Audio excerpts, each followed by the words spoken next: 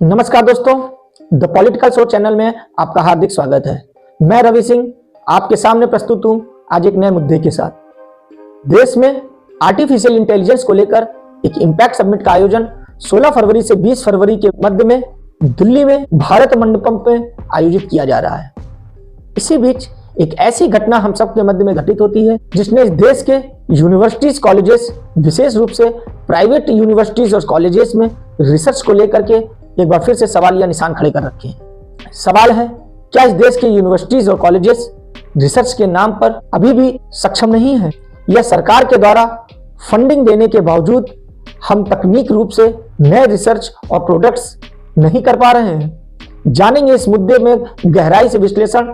तब तक बने रहिए पॉलिटिकल शो चैनल में इस एपिसोड के साथ। जानते हैं इस मुद्दे की शुरुआत कहां से हुई। जैसा कि हम सब लोग जान रहे हैं कि दिल्ली में भारत मंडपम में आर्टिफिशियल इंटेलिजेंस को लेकर के भारत सरकार के द्वारा एक इम्पैक्ट समिट का आयोजन 16 फरवरी 2026 से 20 फरवरी 2026 तक किया जा रहा है। इस इम्पैक्ट समिट में देश भर से नामी गिरामी कंपनियां, साथ ही यूनिवर्सिटीज और कॉलेजेस भी पार्टिसिपेट कर रहे हैं। इसी समिट में ग्रेटर नोएडा में स्थित गलगोटिया यूनिवर्सिटीज ने भी पार्टिसिपेट किया। इसी बीच गलगोटिया यूनिवर्सिटीज के स्टॉल या पैवेलियन में एक रोबोटिक्स डॉग और सॉकर ड्रोन मौजूद था, जिसका उद्देश्य गलगोटिया यूनिवर्सिटीज में छात्रों के द्वारा रिसर्च किए गए या पेटेंट किए गए प्रोडक्ट्स को दिखाना था। कुछ पत्रकार के द्वारा उस स्टॉल पर घूमने पर वहां पर मौजूद गलगोटिया यूनिवर्सिटीज के प्रोफेसर डॉक्टर नेहा सिंह से सवाल पूछे गए। उस रोबोटिक्स डॉग के बारे में पूछा गया तो उन्होंने बताया कि यह रोबोटिक्स डॉग गलगोटिया यूनिवर्सिटीज के सेंटर ऑफ एक्सीलेंस में डेवलप किया गया है और इसका नाम ओरियन बताया गया। साथ ही एक सॉकर ड्रोन के बारे में भी जानकारी दी गई और यह बताया गया कि यह भी गलगोटिया यूनिवर्सिटीज में ही डेवलप्ड है। कुछ देर बाद सोशल मीडिया और अन्य प्लेटफॉर्म पर जानकारी होने पर पाया गया कि यह रोबोटिक्स डॉग चाइना की एक कंपनी यूनिट्री रोबोटिक्स द्वारा डेवलप किया गया है और इसका नाम यूनिट्री GO2 है और यह रोबोटिक्स डॉग ऑनलाइन ही 2 से 4 लाख रुपए की कीमत के लगभग मौजूद है। साथ ही जो सॉकर ड्रोन गलगोटिया यूनिवर्सिटीज के स्टॉल में लाया गया था वह भी गलगोटिया यूनिवर्सिटी का न होकर के दक्षिण कोरिया की एक कंपनी के द्वारा डेवलप किया गया है।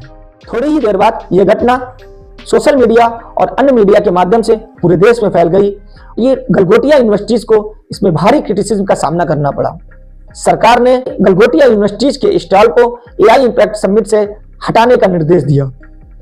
जब गलगोटिया यूनिवर्सिटीज के रजिस्ट्रार और अन्य लोगों से संपर्क किया गया तो उन्होंने एक प्रेस रिलीज के माध्यम से सारी जानकारी का जिम्मा नेहा सिंह पर ही मर दिया।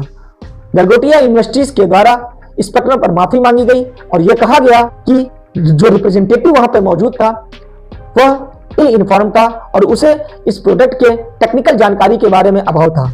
और उन्होंने यह भी कहा कि नेहा सिंह इस प्रोडक्ट के बारे में जानकारी देने के लिए मीडिया के सामने ऑथराइज नहीं। तो सवाल यह उठता है कि इस घटना के लिए जिम्मेदार कौन, और अगर नेहा सिंह मीडिया के सामने इस प्रोडक्ट के बारे में असली जानकारी नहीं थी तो वह रोबोटिक्स डॉग और सॉकर ड्रोन वहां पर मौजूद क्यों था?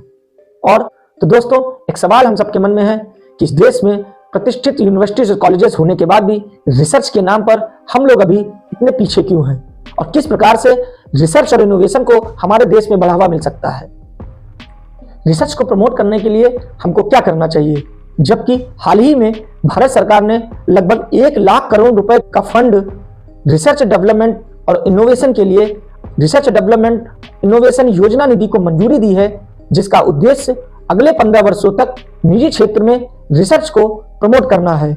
इस फाइनेंशियल ईयर बजट में लगभग 20,000 करोड़ रुपए का फंड की बढ़ोतरी रिसर्च डेवलपमेंट और इनोवेशन में की गई है।